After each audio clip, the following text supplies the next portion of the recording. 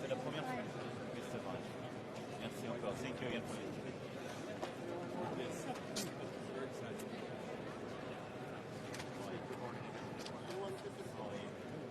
Luc, tu vas bien? Thank you. Merci encore à toi.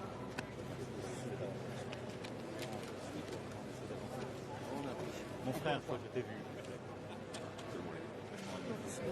Bonjour, messieurs, dames. Thank you. Ça va depuis hier? Ça va? Merci. Comment vas-tu? Tu es en forme? Merci à toi. Rodolphe, ça va? Oui. On avance. Oui. Et lui là. Moi le coin. Moi je t'ai vu, toi je ne t'ai pas vu encore. Tu vas bien de venir. Non, merci à toi. Bonjour, Monsieur le Président. Comment allez-vous? It's okay, it's okay. Non, merci. No, I'd be delighted. Merci. En forme? Comment allez-vous? Happy to see you. Bonjour, Monsieur le Président. How are you? Très bien. And Gossim. Fine. No, c'est Gilbert, comment vas-tu?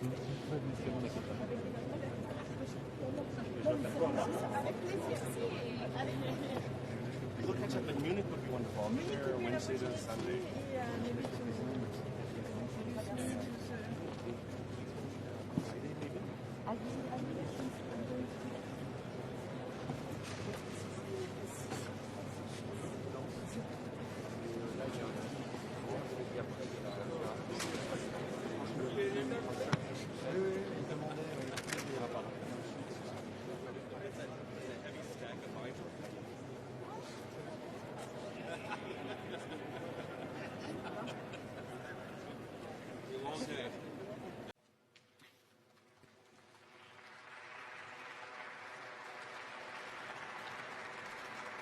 Bien, mesdames, messieurs les chefs d'État et de gouvernement, mesdames, Heads of state and messieurs government, les directrices, directeurs généraux d'organisations internationales, Directors General of international organizations, Mr. Secretary General, Madam President of the European Commission, Mr. Vice President, Deputy Prime Minister, ladies and gentlemen, dear guests, dear friends, just a quick word to say how delighted we are to welcome you here. Yesterday, many of you had conversations and engaged in dialogue yesterday here at the Grand Palais, which was built for the World Expo in 1900 and showed how France is committed to progress and science.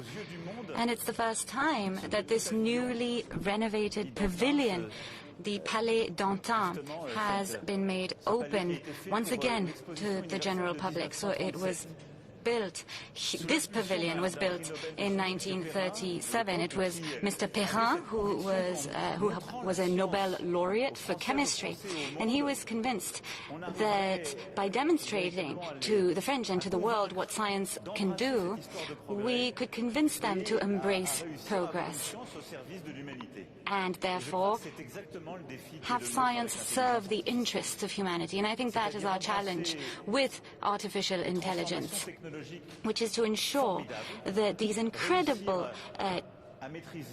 technological innovations with new computing power, that all of the incredible advances of AI and its implications in various sectors be in the interests of humanity in a world that is disrupted by crisis. Thanks to open dialogue, we're lucky enough to have India, the US, China, Europe, the African continent, and the Latin American continent here. We have heads of state and government, researchers, civil society, entrepreneurs, investors, and that gives us an opportunity to engage in dialogue and to advance on this path of understanding science and ensuring that it serves collective progress. I won't be much longer. I'm incredibly pleased to have you here at this summit, which I co-chair with Prime Minister Modi. And so, dear Prime Minister, dear Narendra, I'm actually going to give you the floor now so that we can hear from you and hear what India has to say to the world on AI. Thank you very much for being here.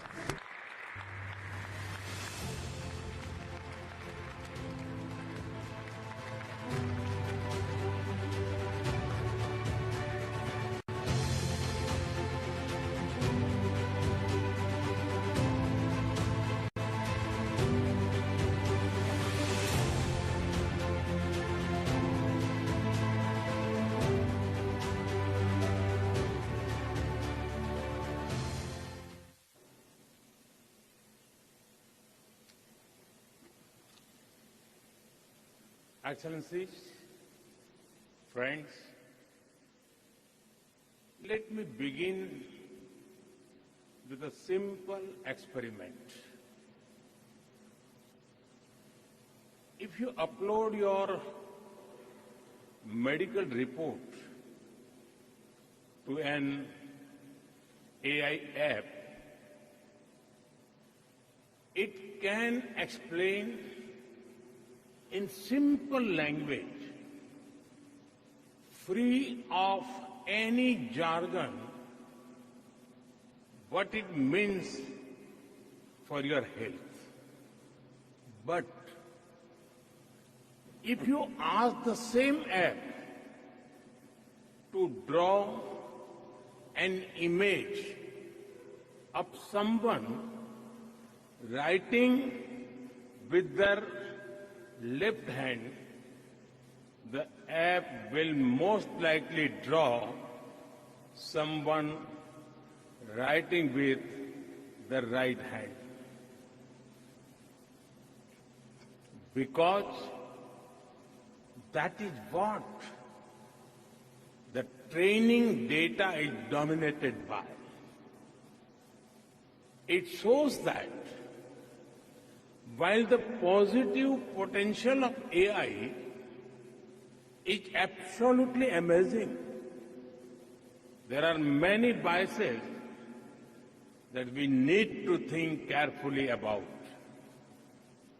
That is why I am grateful to my friend, President Macron, for hosting this summit and for inviting me to co-chair it. Friends, AI is already reshaping our polity, our economy, our security, and even our society. AI is writing the code for humanity. AI is writing the code for humanity in this century. But it is very different from other technology milestones in human history. AI is developing at an unprecedented scale and speed, and being adapted and deployed even faster. There is also a deep interdependence across borders. Therefore, there is a need for collective global efforts to establish governance and standards that uphold our shared values, address risks, and build trust. But governance is not just about managing risks and rivalries. It is also about promoting innovation and deploying it for the global good. So, we must think deeply and discuss openly about innovation and governance. Governance is also about ensuring access to all, especially in the global south. It is where the capabilities are most lacking, be it compute, power, talent, data, or the financial resources. Friends, AI can help transform millions of lives by improving health, education, agriculture, and so much more. It can help create a world in which the journey to sustainable development goals becomes easier and faster. To do this, we must pull together resources and talent. We must develop open source systems that enhance trust and transparency. We must build quality data sets free from biases. We must democratize technology and create people-centric applications. We must address concerns related to cybersecurity, disinformation, and deepfakes. And we must also ensure that technology is rooted in local ecosystems for it to be effective and useful. Friends, loss of jobs is AI's most feared disruption. But history has shown that work does not disappear due to technology. Its nature changes and new types of jobs are created. We need to invest in skilling and reskilling our people for an AI-driven future. Friends, there is no doubt that the high energy intensity of AI needs to be looked into. This will require green power to fuel its future. India and France have worked together for years through initiatives like the International Solar Alliance to harness the power of the sun.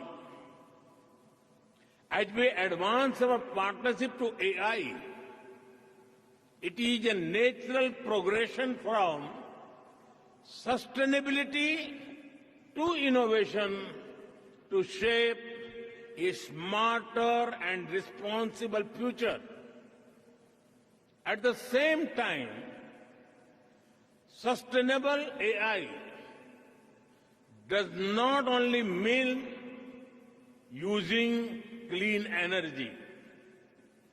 AI models must also be efficient and sustainable in size, data needs, and resources requirements.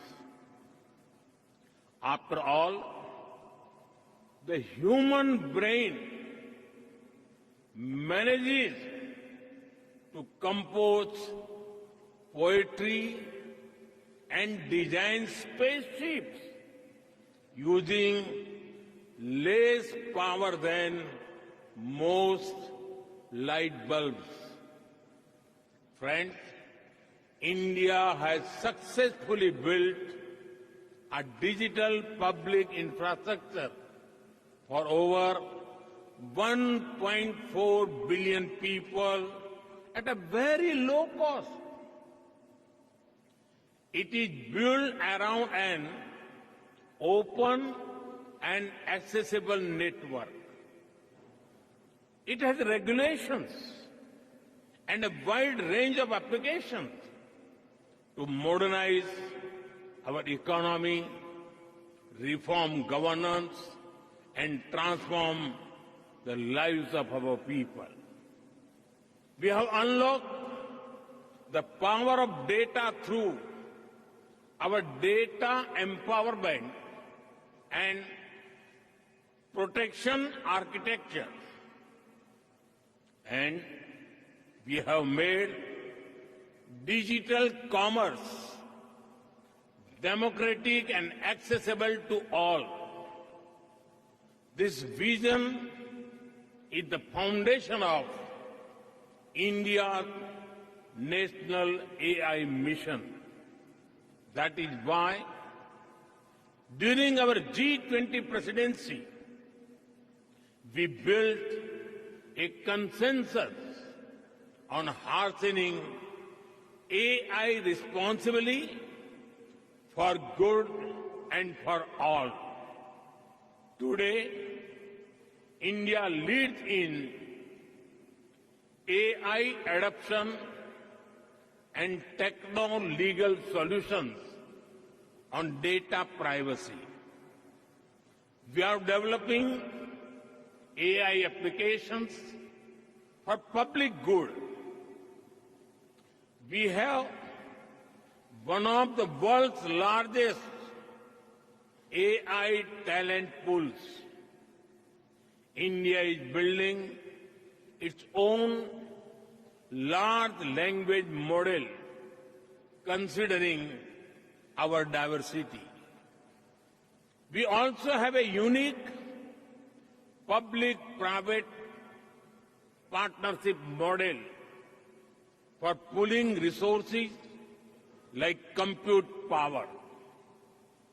It is made available to our startups and researchers at an affordable cost. And India is ready to share its experience and expertise to ensure that AI future is for good and for all. Friends, we are at the dawn of the AI age that will shape the course of humanity. Some people worry about machines becoming superior in intelligence to humans, but no one holds the key to our collective future and shared destiny other than us humans. That sense of responsibility must guide us. Thank you.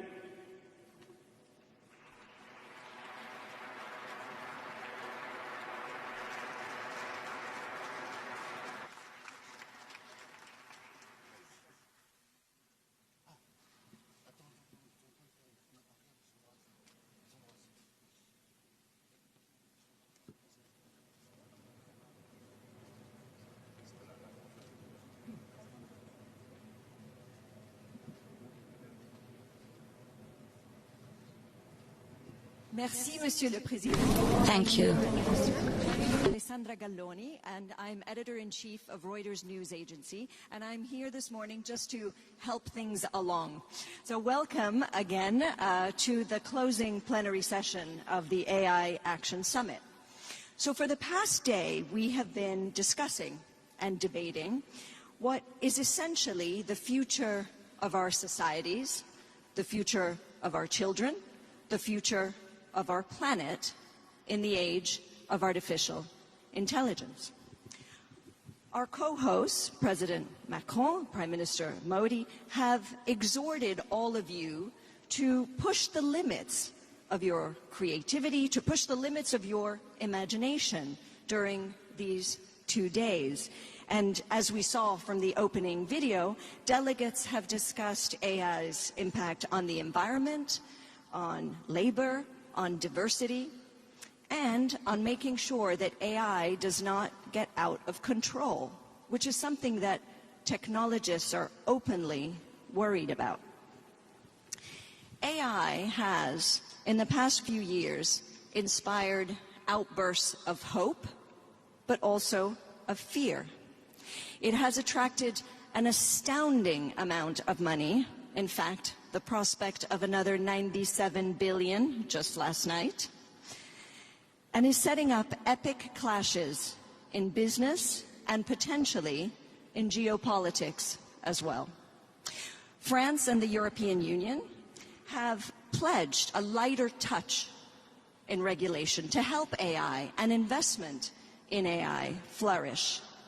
But as President Macron said last night at dinner, and I hope you don't mind my quoting you, paradise cannot mean the Wild West. Indeed, there may be no better measure of the stakes for the world than the simple fact of this high-octane guest list here today, in this room. We have a large cross-section of global leaders in government, technology, finance, civil society. You will set and have already shaped the future of this technology. As the editor of a global news organization whose news users are in all of your countries and look to us for fact-based news on all of your companies, I can assure you that the world is watching this event very, very carefully. So, who knows? I mean, maybe it is possible that years from now, people, and perhaps even a conscious AI, will look back upon this meeting as a milestone in humanity's relationship with thinking machines.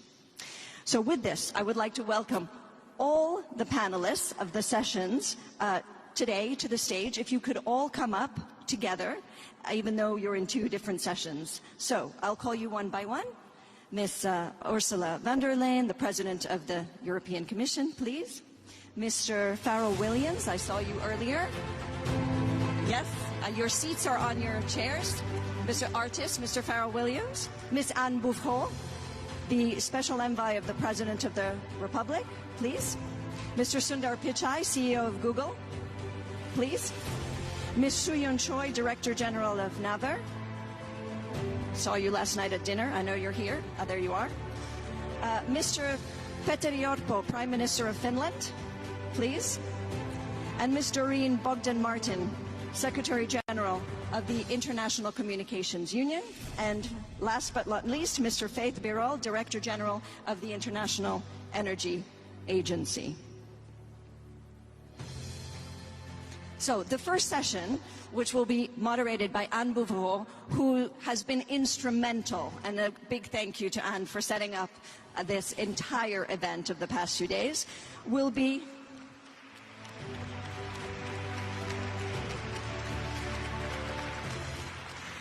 about unlocking the opportunities of AI. So with that, Anne, over to you.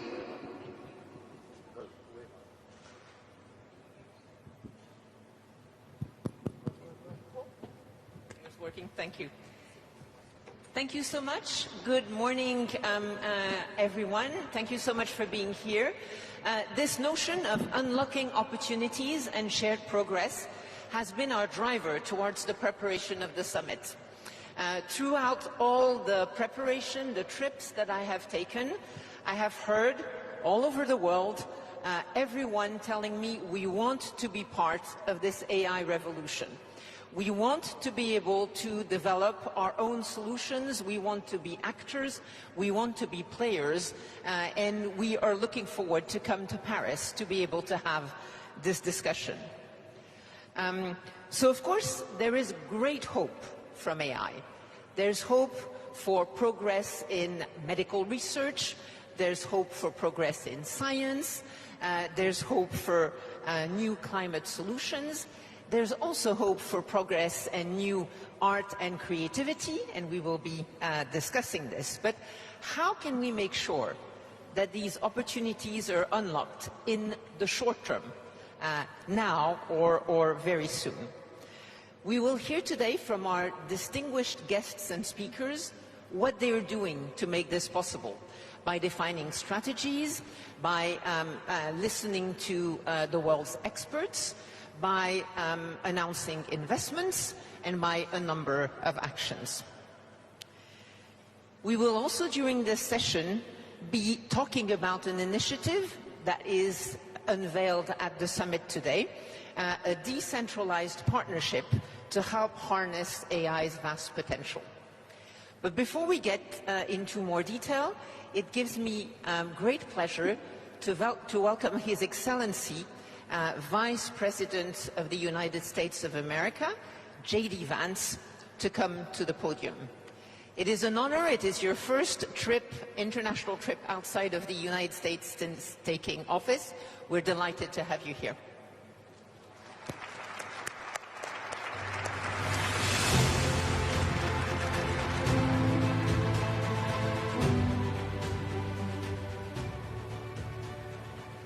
The kind introduction, and I want to start by thanking President Macron for hosting the event and, of course, for the lovely dinner last night. During the dinner, President Macron looked at me and asked if I would like to speak, and I said, Mr. President, I'm here for the good company and free wine, but I have to earn my keep today.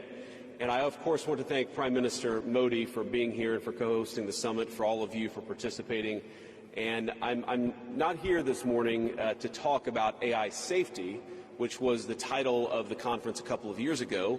I'm here to talk about AI opportunity. When conferences like this convene to discuss a cutting-edge technology, oftentimes I think our response is to be too self-conscious, too risk-averse. But never have I encountered a breakthrough in tech that so clearly calls us to do precisely the opposite. Now, our administration, the Trump administration, believes that AI will have countless revolutionary applications in economic innovation, job creation, national security, healthcare, free expression, and beyond. And to restrict its development now will not only unfairly benefit incumbents in the space, it would mean paralyzing one of the most promising technologies we have seen in generations. Now, with that in mind, I'd like to make 4 main points today. Number 1, this administration will ensure that American AI technology continues to be the gold standard worldwide, and we are the partner of choice for others, foreign countries, and certainly businesses as they expand their own use of AI. Number 2, we believe that excessive regulation of the AI sector could kill a transformative industry just as it's taking off, and will make every effort to encourage pro-growth AI policies, and I like to see that deregulatory flavor making its way into a lot of the conversations this conference. Number 3, we feel very strongly that AI must remain free from ideological bias, and that American AI will not be co-opted into a tool for authoritarian censorship. And finally, number 4, the Trump administration will maintain a pro-worker growth path for AI, so it can be a potent tool for job creation in the United States. And I appreciate Prime Minister Modi's point. AI, I really believe, will facilitate and make people more productive. It is not going to replace human beings. It will never replace human beings. And I think too many of the leaders in the AI industry, when they talk about this fear of replacing workers, I think they really miss the point. AI, we believe, is going to make us more productive, more prosperous, and more free. The United States of America is the leader in AI, and our administration plans to keep it that way. The U.S. possesses all components across the full AI stack, including advanced semiconductor design, frontier algorithms, and, of course, transformational applications. Now, the computing power this stack requires is integral to advancing AI technology, and to safeguard America's advantage, the Trump administration will ensure that the most powerful AI systems are built in the U.S. with American-designed and manufactured chips. Now, just because we're the leader doesn't mean we want to or need to go it alone, of course. And let me be emphatic about this point. America wants to partner with all of you. And we want to embark on the AI revolution before us with a spirit of openness and collaboration. But to create that kind of trust, we need international regulatory regimes that fosters the creation of AI technology rather than strangles it. And we need our European friends in particular to look to this new frontier with optimism rather than trepidation. Now, the development of cutting-edge AI in the U.S. is no accident. By preserving an open regulatory environment, we've encouraged American innovators to experiment and to make unparalleled R&D investments. Of the $700 billion, give or take, that's estimated to be spent on AI in 2028, over half of it will likely be invested in the United States of America. Now, this administration will not be the one to snuff out the startups and the grad students producing some of the most groundbreaking applications of artificial intelligence. Instead, our laws will keep big tech, little tech, and all other developers on a level playing field. Now, with the President's recent executive order on AI, we're developing an AI action plan that avoids an overly precautionary regulatory regime while ensuring that all Americans benefit from the technology and its transformative potential. Now, we invite your countries to work with us and to follow that model if it makes sense for your nations. However, the Trump administration is troubled by reports that some foreign governments are considering tightening the screws on U.S. tech companies with international footprints. Now, America cannot and will not accept that, and we think it's a terrible mistake, not just for the United States of America, but for your own countries. Now, U.S. innovators of all sizes already know what it's like to deal with onerous international rules. Many of our most productive tech companies are forced to deal with the EU's Digital Services Act and the massive regulations it created about taking down content and policing so-called misinformation. And of course, we want to ensure the Internet is a safe place, but it is one thing to prevent a predator from preying on a child on the Internet, and it is something quite different to prevent a grown man or woman from accessing an opinion that the government thinks is misinformation. Meanwhile, for smaller firms, navigating the GDPR means paying endless legal compliance costs or otherwise risking massive fines. Now, for some, the easiest way to avoid the dilemma has been to simply block EU users in the first place. Is this really the future that we want? Ladies and gentlemen, I think the answer for all of us should be no. Now, there's no issue where we worry about more than regulation when it comes to energy. And again, I appreciated the comments of so many at the conference because they recognize that we stand now at the frontier of an AI industry that is hungry for reliable power and high-quality semiconductors. Yet too many of our friends are deindustrializing on the one hand and chasing reliable power out of their nations and off their grids with the other.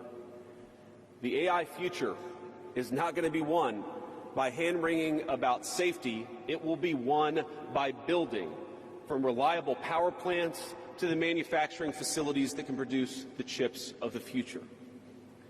Now, at a personal level, what excites me most about AI is that it is grounded in the real and the physical economy. The success of the sector isn't just a matter of smart people sitting in front of a computer screen and coding. It depends on those who work with their hands, even as robotics will change our factories. It will certainly make our healthcare providers better at treating diseases, but it will also depend on the data produced by those healthcare providers, by those doctors and nurses. I believe it will help us create and store new modes of power in the future, but right now, AI cannot take off unless the world builds the energy infrastructure to support it. Now, it's my view that tech innovation over the last 20 years has often conjured images of smart people staring at computer screens, engineering in the world of bits. But the AI economy will primarily depend on and transform the world of atoms. Now, at this moment, we face the extraordinary prospect of a new industrial revolution, one on par with the invention of the steam engine or Bessemer steel. But it will never come to pass if overregulation deters innovators from taking the risks necessary to advance the ball. Nor will it occur if we allow AI to become dominated by massive players looking to use the tech to censor or control users' thoughts. And I'd ask, if you step back a moment and ask yourself, who is most aggressively demanding that we, meaning political leaders gathered here today, do the most aggressive regulation? It is very often the people who already have an incumbent advantage in the market. And when a massive incumbent comes to us asking us for safety regulations, we ought to ask whether that safety regulation is for the benefit of our people or whether it's for the benefit of the incumbent. Now, over the last few years, we've watched as governments, businesses, and nonprofit organizations have advanced unpopular and, I believe, downright ahistorical social agendas through AI. In the U.S., we had AI image generators trying to tell us that George Washington was black or that America's doughboys in World War I were in fact women. Now, we laugh at this now, and of course it was ridiculous, but we have to remember the lessons from that ridiculous moment. And what we take from it is that the Trump administration will ensure that AI systems developed in America are free from ideological bias and never restrict our citizens' right to free speech. We can trust our people to think, to consume information, to develop their own ideas, and to debate with one another in the open marketplace of ideas. Now, we've also watched as hostile foreign adversaries have weaponized AI software to rewrite history, surveil users, and censor speech. This is hardly new, of course. As they do with other tech, some authoritarian regimes have stolen and used AI to strengthen their military, intelligence, and surveillance capabilities, capture foreign data, and create propaganda to undermine other nations' national security. I want to be clear. This administration will block such efforts, full stop. We will safeguard American AI and chip technologies from theft and misuse, work with our allies and partners to strengthen and extend these protections, and close pathways to adversaries attaining AI capabilities that threaten all of our people. And I would also remind our international friends here today that partnering with such regimes, it never pays off in the long term. From CCTV to 5G equipment, we're all familiar with cheap tech in the marketplace that's been heavily subsidized and exported by authoritarian regimes. But as I know, and I think some of us in this room have learned from experience, partnering with them means chaining your nation to an authoritarian master that seeks to infiltrate, dig in, and seize your information infrastructure. Should a deal seem too good to be true, just remember the old adage that we learned in Silicon Valley: if you aren't paying for the product, you are the product.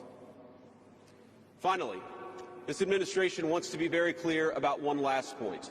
We will always center American workers in our AI policy. We refuse to view AI as a purely disruptive technology that will inevitably automate away our labor force. We believe, and we will fight for policies that ensure that AI is going to make our workers more productive, and we expect that they will reap the rewards with higher wages, better benefits, and safer and more prosperous communities. From law to medicine, manufacturing, the most immediate applications of AI almost all involve supplementing, not replacing, the work being done by Americans.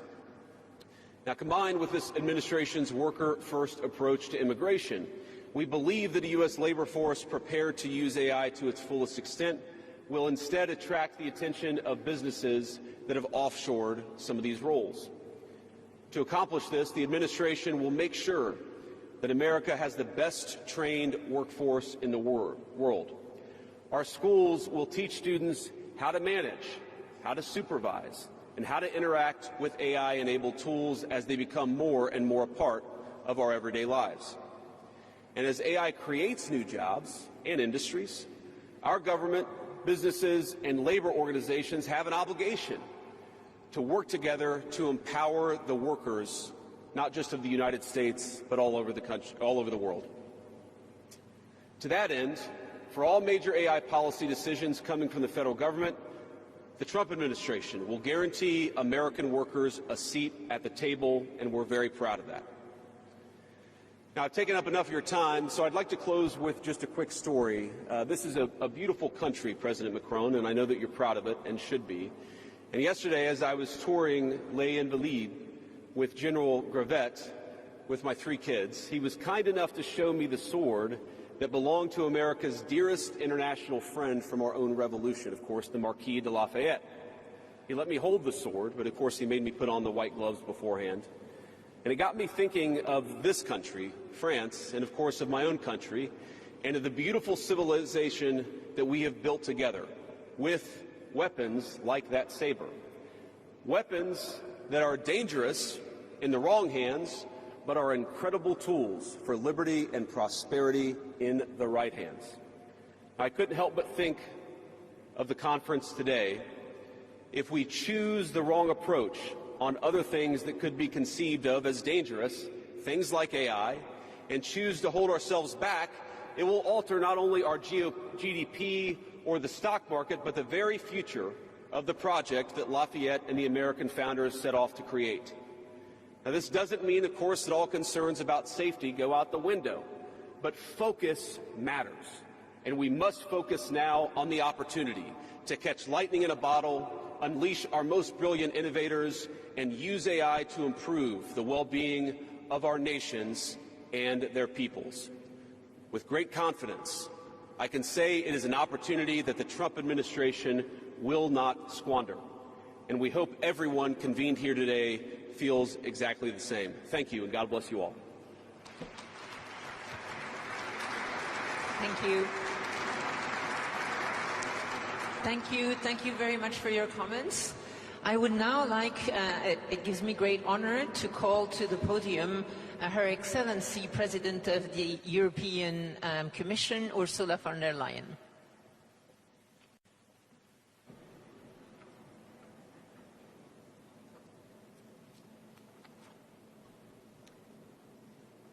Monsieur le Président, cher Emmanuel. President, dear Emmanuel. Your Serene Highness, Prime Ministers, Excellencies, ladies and gentlemen. This is the third Summit on AI in just over 1 year.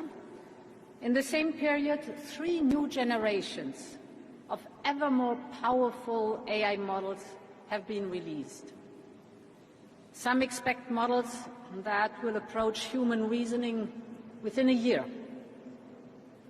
Now, the past summits focused on laying the groundwork for AI safety.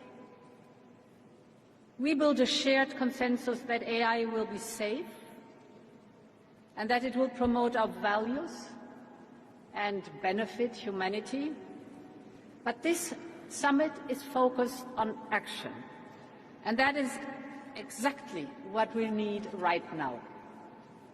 The time has come for us to formulate a vision of where we want AI to take us as a society and as humanity. And then we need to act and accelerate Europe in getting there. And that is what I'd like to address today, Europe's specific place in the global race on AI. We want Europe to be one of the leading AI continents. And this means embracing a way of life where AI is everywhere. You all know that AI can help us boost competitiveness, protect our security, shore up public health, make access to knowledge and information more democratic. And this is what you, the entrepreneurs, the researchers, the investors, the business leaders are showcasing here in Paris and that you are doing every single day. This is a glimpse of the AI continent we want to become. Now, too often, I hear that Europe is late to the race, while the United States or China have already gotten ahead. I disagree, because the AI race is far from being over. Truth is, we're only at the beginning. The frontier is constantly moving. Global leadership is still up for grabs. And behind the frontier lies the whole world of AI adoption. AI has only just begun to be adopted in the key sectors of our economy and for the key challenges of our times. And this should be Europe's focus. bringing AI to industry-specific applications and harness its power for productivity and for people. And this is where Europe can truly lead the race. So Europe has everything to gain. But of course we need our own distinctive approach to artificial intelligence. Too often I have heard that we should replicate what others are doing and run after their strengths. I think that instead we should invest in what we can do best and build our own strengths here in Europe. Our own strengths are our science and technology mastery that we have given to the world. As this summit shows, there's a distinct European brand of AI. It is already driving innovation and adaptation, and it is picking up speed. So, what are the main features? First, European AI focuses on AI adoption in complex applications, using our unique industrial and manufacturing data and know-how. Second, European AI is cooperative. It brings talents together from different countries, from different sectors, from different backgrounds. It is that same spirit of our collaborative approach to science which has produced many a breakthrough and a huge pool of talent.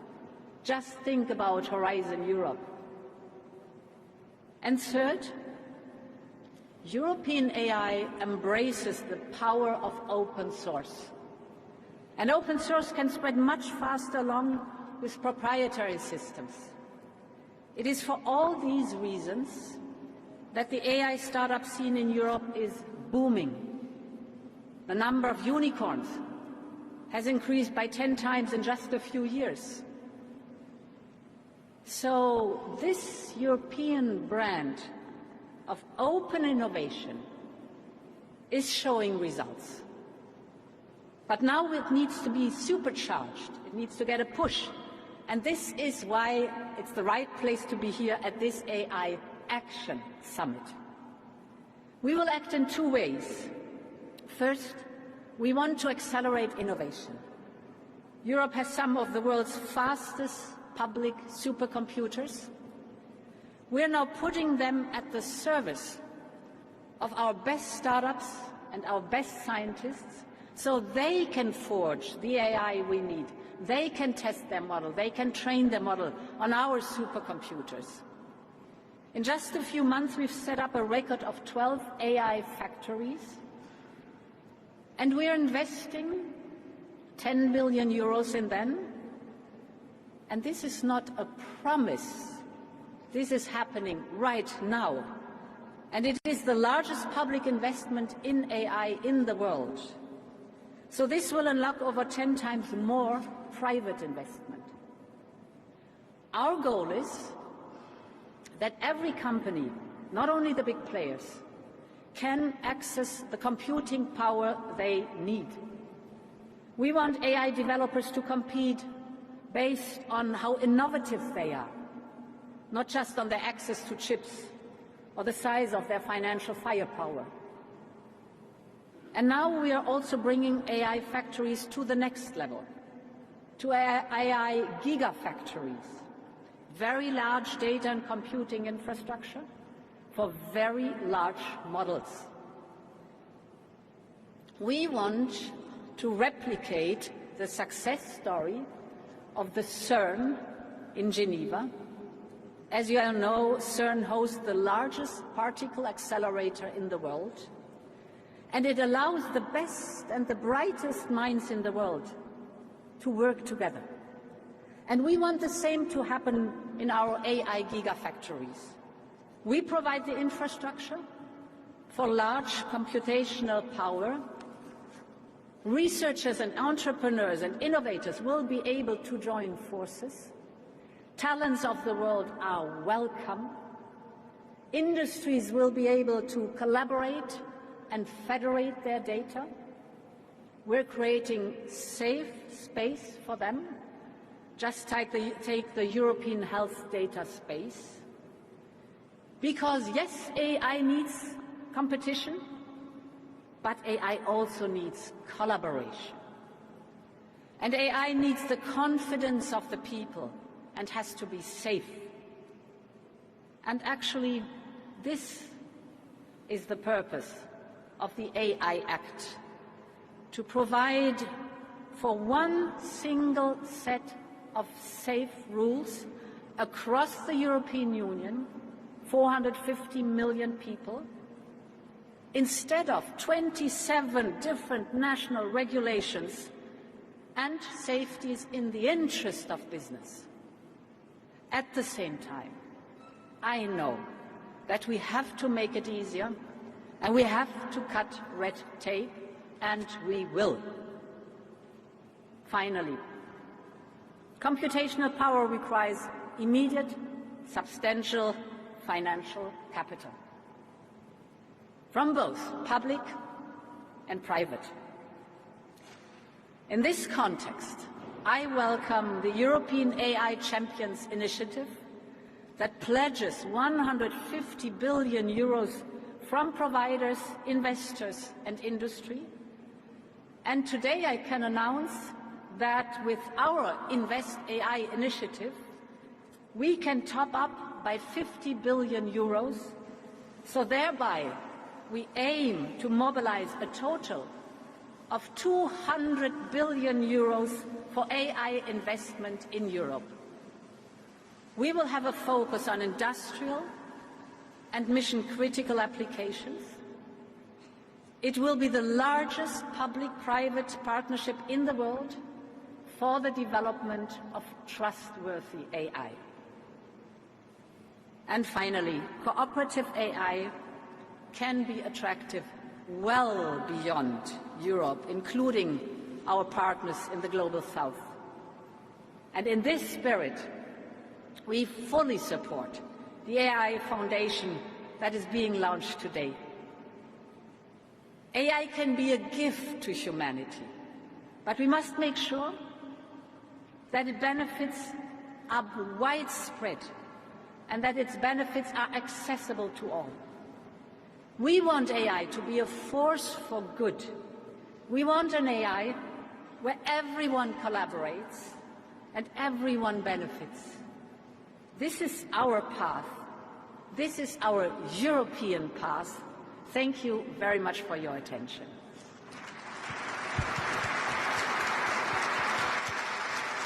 Thank you. Thank you very much, President von der Leyen, for your comments and for the announcements that you made today. It gives me great pleasure to continue this discussion on unlocking opportunities. And we've discussed the opportunities that we tend to speak about a lot in health, in a number of sectors. Let me maybe start by one of the not so obvious ones. Let's start with arts and creative industries. First of all, we have dedicated during this AI week a whole weekend to this topic of AI and art and culture. We have had both wonderful creations showcased by artists, but also discussions about the challenges that lie between AI and creation, because it's not always something that comes as the first example of benefits of AI. With us today we have Farah Williams. We're delighted to have you here. You're an extraordinarily creative artist, and so who better than you could share a few thoughts about AI and creativity? Farah, please. Thank you. Thanks for having me. I don't know how you guys do this with the thing in the ear.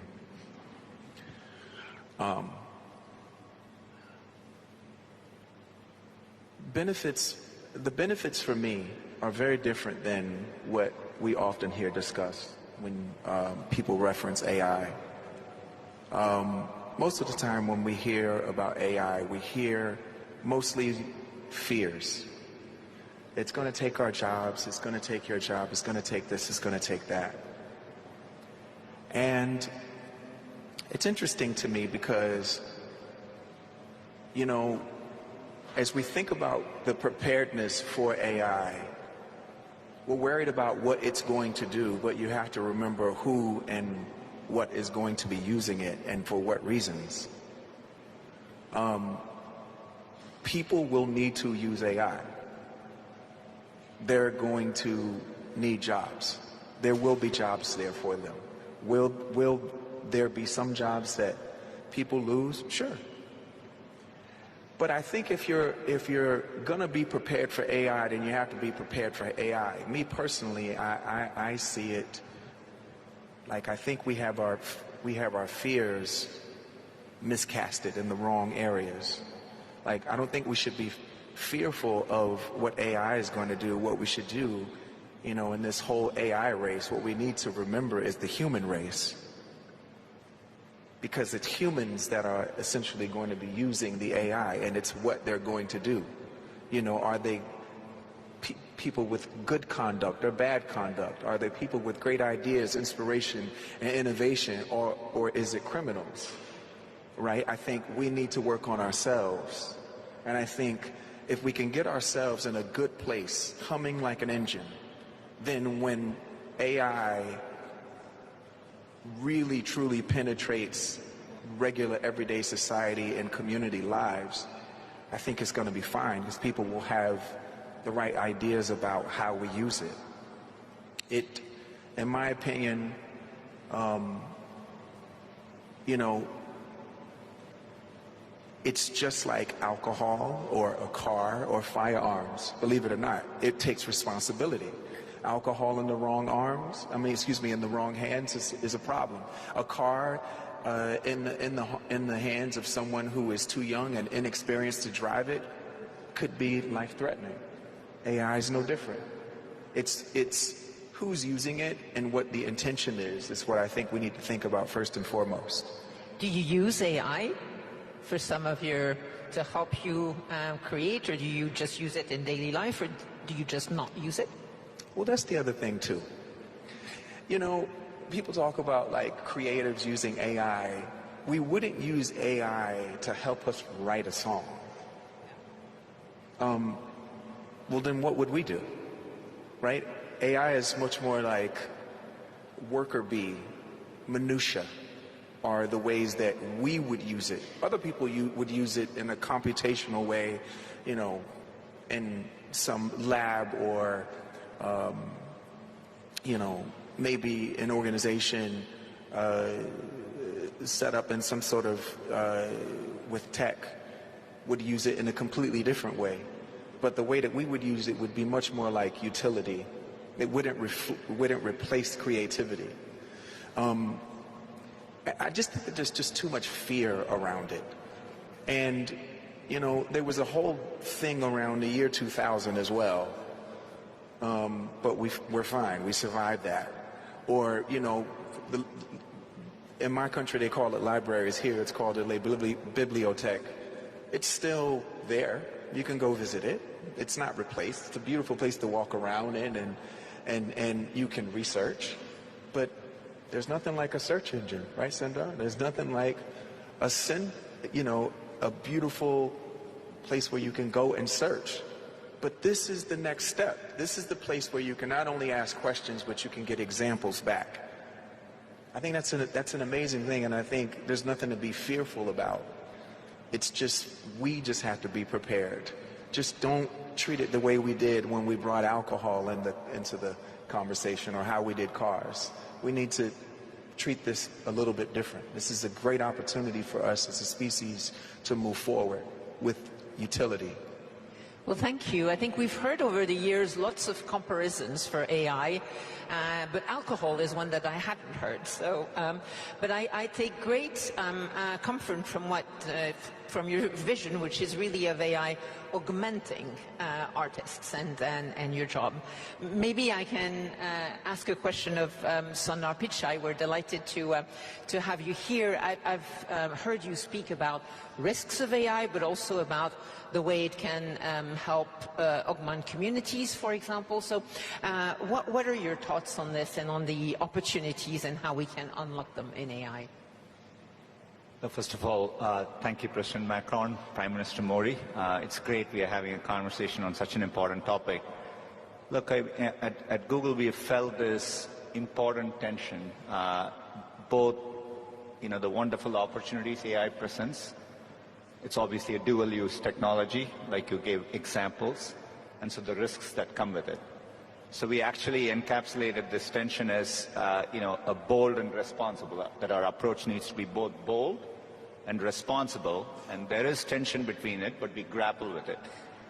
The reason we need to be bold is, it is so obvious as we are making progress, how profoundly it'll impact many areas. The best example I can think of is with AlphaFold, we've now unlocked, how to decode protein structures.